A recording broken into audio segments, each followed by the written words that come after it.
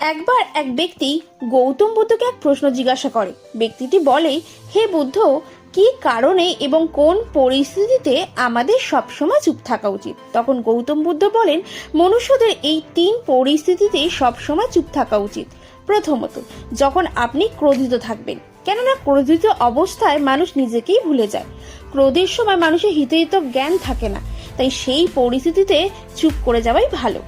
দ্বিতীয়ত, যখন কোনো মানুষ আপনার কথা সম্মান না করে, তখন যদি আপনি কথা বলেন আর আপনার সামনে থাকা কোনো ব্যক্তি আপনার কথা গুরুত্ব না দেয়, তো তৎক্ষণাৎই আপনি চুপ করে যাবেন এবং বুঝবেন সামনে থাকা ব্যক্তিটি আপনার কথা শুনতে চায় না।